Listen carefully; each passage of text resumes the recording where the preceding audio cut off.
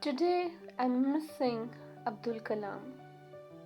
Let's remember and recall to his words which he said once.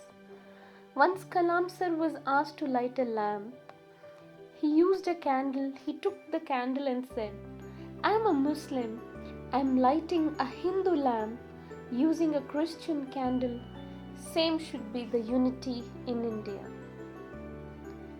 So that is what we are living from the day of independence to now. We are very proud to say India is the country of unity in diversity. ये वक्त है प्यार बांटने का, वतन को बांटने का नहीं, मज़हब के नाम से, ज़ात के नाम से।